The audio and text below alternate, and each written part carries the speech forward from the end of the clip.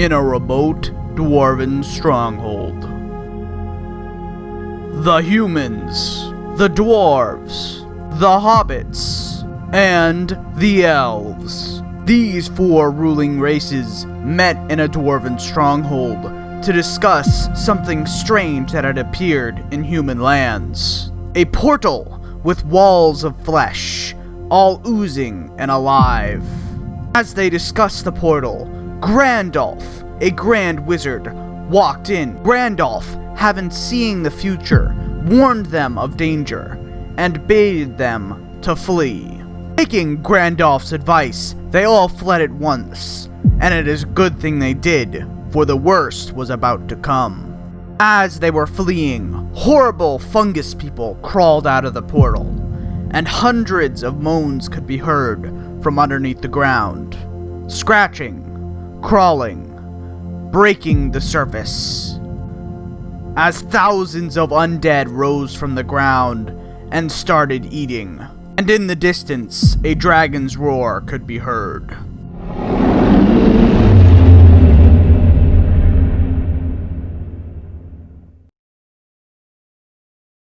Welcome everyone back to Rimworld.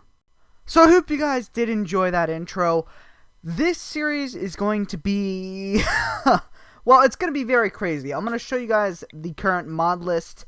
I'll probably be posting it on the I'll probably be posting on the second or third episode, the Steam collection. But as you can see, we have a lot of mods in here. All the medieval mods, of course. Medieval times, medieval prosthetics, medieval madness. We have tribal fungi core. We have Z levels. We have Dragon's Descent, Magical Menagerie, and Zombieland. We also have Empire because somebody requested that. So, let's get into it. So, I honestly think we should start with the basic Lost Tribe start. Or we could go for a more custom one. We could go for Naked Brutality. That would be quite hard. I don't know. I don't want to play the Mushroom People because I have an idea for that for the future. So I guess we'll just go for the Naked Brutality start. And of course, we will be going for Maynard Medieval on Blood and Dust. Reload anytime. Let's go for Seed. Tribal. If I can spell tribal. Tribal Chaos. There we go. Globe coverage of 30 because I can't change it at all. And let's do Crowded Population. Generate. Alright, so before we get onto our planet, we have to configure the Zombieland settings. So, we're going to have zombies appear when it is dark, only from the map edges. They're going to attack all creatures. They will destroy nothing because I think it's kind of ridiculous. We're going to be doing, let's do, I'm not going to mess with the zombie senses, I don't think. Let's leave zombie health the same. Zombies will eat everything. I'm fine not messing with the special zombies. I think I'm going to limit the maximum amount of zombies to 300 because I was playtesting earlier, and if there's over 500 and I have more than 5 colonists, we get like 30 ticks a second, which is like 5 frames, which isn't exactly great. So we're going to go for never more than 300 zombies. We're going to have 5 days until the first zombies show up. Zombies speed if they're calm. That seems fine. And I think the rest of this is good. Next. Alright, so where do we want to build? Wow, that's a lot of things. I think our end goal should be to carve out a kingdom.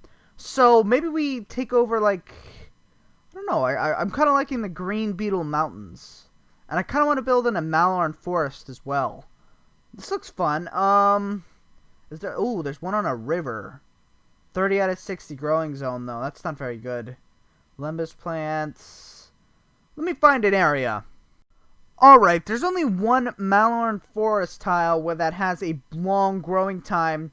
And that's this Malorn Forest in, I guess, the kind of bottom south part of the map. So let's hit next. And let's go prepare carefully. And I'll just load in my character.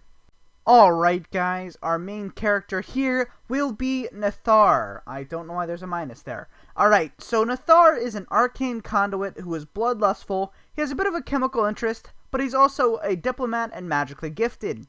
He is an elf and is a lesser immortal as well. Again, since we're doing the naked brutality start, we will start with nothing. So, let us begin. Confirm. Alright guys, this is our map that we're looking at. It looks like we have a structure right here. Nathar is a bit different because when I loaded in the first time, it did completely crash out. Pretty much the only thing that's changed though is his character model, so very slightly. So, everything should be good now. I just changed around a few of the mods. For some reason, a few mods were loaded differently, but let's get into it. Alright, so the first thing we should probably address is the Empire mod. I know that's a weird thing to address, but I wanted to go over the basics of it first, just because of the, I guess, new additions they have. So, player faction, let's found our faction, we go to colonies, create new faction. Faction name. The tribal people, I guess. I don't know. Allowed races, let's not do fungi or wormoid. What mod adds the wormoids? Oh no. Alright, but here's the new, I guess, update part. Select 2 traits to be added, but be warned your choice is irreversible. So there's all of these perk traits in here. And it's a really interesting system because I'm going to show you this. You can choose these perks over here, but if you want to select certain traits, you can't select the ones across from it. So if I pick Isolationist, I can't select, as you can see, you cannot have conflicting faction traits. I can't select Expansionist. So, as for our 2 traits here, I will be going for Feudal and Isolationist. I looked at these before because I wanted to make sure what I wanted to do. I'll just briefly scroll over each one, and you guys can pause and read it if you really feel like it. Or you can install the mod yourself, which I would also, highly recommend. So, the Feudal trait does, once per season, you can request for an experienced mercenary from your faction to join your colony. Also, all ties received have their value increased by 20%. The negative to this, though, is failing to protect your settlements against a raid causes loyalty to drop significantly. Next, we have Isolationist. The time to upgrade settlements and construct buildings is reduced by 50%, which is really, really good. Every settlement receives an extra +3 to worker soft cap per level of the settlement. And all settlements receive +10% base tax. Okay, so these traits are pretty good. Their only, I guess, downside is that Isolationist gets the cost to create new settlements is increased by 100%, and you cannot use your military forces to capture other faction settlements. Actually, I might take Expansionist. You know what? Instead, I think I will take Expansionist, because Expansionist has no negatives, which is, odd. Okay, yeah, I'll definitely take Expansionist then. Expansionist and Feudal. Let's confirm those changes. And now we can go into our faction overview. And as you can see, we can select traits. There's also a full leveling up system, which I'll probably explain when we actually have a settlement to start getting levels in. So, our first trait, as you can see, there's quite a few traits here. I already know which one we're going for, but I'll show you guys each one of these. So, first we have Innovative. Settlements passively generate research points equal to 5% of their total profit. Mercantile, a random trade caravan will arrive to your capital every 3 to 5 days. Road Builders, automatically, very cool, unlocks the first road technology. Roads are constructed in 33% of the required time. Roads will also be constructed and connected to allied faction settlements. So, the new update of the Empire mod allows you to build roads in between your settlements, which is really, really cool. And this does this automatically, which is, pretty interesting. Then we have Industrious, 5% chance every time a settlement is built to receive a significant boost in revenue. Defense in Depth, military forces receive a +2 bonus to combat when defending. Raiders, increases the value of loot by 20% when raiding. Military forces are available 1 day sooner after using them to raid. And the one we are choosing, Resilient. Reduce prosperity loss by 50% when attacked. Cannot lose buildings or settlement levels upon a failed defense. This is by far the best one, I think, because it means pretty much you lose nothing when you are attacked. Alright, with that now done, let's get into our priorities. So, let's cut down a bunch of wood. What we need before the zombies come, and I'll just speed forward a little bit. As you can see, I did have dev mode on earlier to just to make sure the game wouldn't crash again. But as you can see over here, we now have 4 days and 21 hours until the zombies come. So, what we need to do in that time is, I would like to create a compound. I would also like to get ourselves a bow so that we can actually kill the zombies. Because you can be infected, while Nathar won't get infected or become a zombie because he is an immortal. And if we get another pawn that's not immortal, they can be infected and turn into a zombie. So we, of course, need a ranged weapon. So, I'm having him cut a bunch of wood right now. I'll build a basic structure, and we'll get ourselves a short bow. Alright, so I'm having Nathar work on a wooden fence first. And the reason I'm doing this is because zombies can't destroy any of our things, but we can instead block them off with these cheap wooden fences, and that means we'll have this sort of area cornered off. The only way they'll be able to get in is through here, where our fields will be. And I'll probably put like a kill box type thing over here as well, just to actually make sure they can't get in it at all. Alright guys, with only 14 hours until the zombies are here, I figured I should tell you guys about my progress. So far, we finished all of the walls that I had planned out. As you can see, if I go select all things on the map, we have all of this area kind of walled in with fencing, which means zombies can't pass through it because they can't destroy it either. So, what we need to do now is, I have a bow. I just made, wait, okay, still picking up. I just made him force make a composite bow, which is better than a wooden short bow and pretty much the same price, just a little bit more wood, which we of course can afford. I've also put down a bunch of rice so that he wouldn't starve, as well as cotton so we can eventually make a bed. We also had a wild woman wander in, but unfortunately she is not very good, so I think we'll just let her get eaten by the zombies. As for right now, I am having Nathar start working on mining up some steel, just because we need that to build our basic research bench, so that we can probably get into some better clothes, or of course, draconic drug production as well. Alright guys, so Nathar did have a mental break hide and roam. Not much happened, but at this nighttime, like today's nighttime, there will be zombies spawning at the edge of the map. We'll just have to find them. Never mind, we won't have to worry about the zombies because we have a raid from the Kin League of Brabo. It's probably just one guy. Yeah, it is just one guy. Okay, let's go kill them then. Might as well. Oh wow, that's really laggy for some reason. No idea why that happened. So let's go shoot him with our composite bow. What does he have actually? Oh, he just has a knife. Okay, this should be a really easy fight then.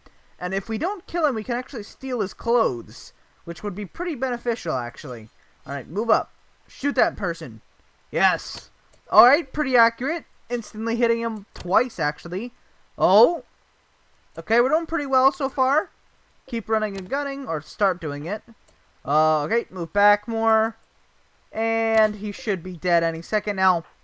I'm actually just going to let him bleed out, because if we just let him bleed out and actually hold fire, we should be able to definitely make sure we will get his cloth tribal kilt and such. Alright, there we go. After waiting for 2 hours, he is now downed due to blood loss. So let's just strip off his clothes, re-equip them, and there we go. An easy way to get some beginner's clothes without even having to do a whole lot. As you can see, there are now zombies on the map. It looks like there is about, alright, wait, can I not select them? Oh no.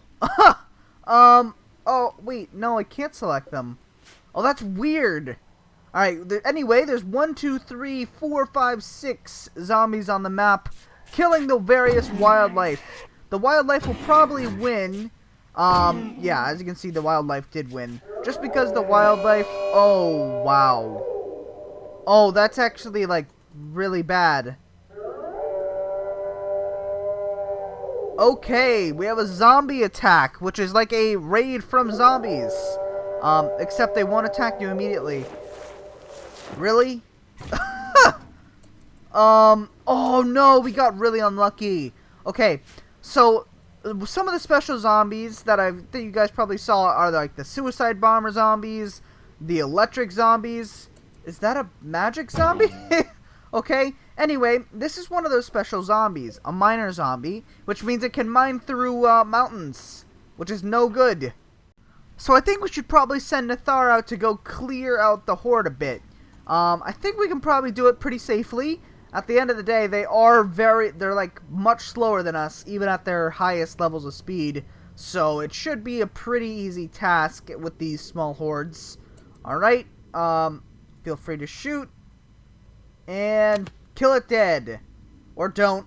Let's go on a third speed, as they aren't very powerful, as you can see. Oh no! Okay, I think the Kara actually just killed it. Alright, let's move up and kill the rest of them. There's Bean up there, and then we have to deal with the fairly larger group down here. Let's go on to second speed and start shooting at Bean. Murder Bean, please. There we go. Bean was pretty easy to deal with, but now let's go kill the larger group, which is definitely going to be much harder than usual, because I think that as soon as we start shooting, all of them will start coming over. Let's go on to fourth speed, or maybe they're a bit bugged. I don't think they're bugged. I think this is intentional, but I think they are, they're like, because it's daytime, they won't chase or something like that. Anyway, we're clearing out the normal zombies for right now. What the? Something seems very wrong. You're not supposed to be able to do that. What is it doing? Alright, kill it with fire, please. Kill it with fire. Let's go on to fourth speed. Alright, it's dead finally. Meanwhile, we have the miner zombie killing the squirrel. Alright, bow it. Yes. Kill it with... Oh, wow. That was actually really easy to kill. Alright, good job, Nathar.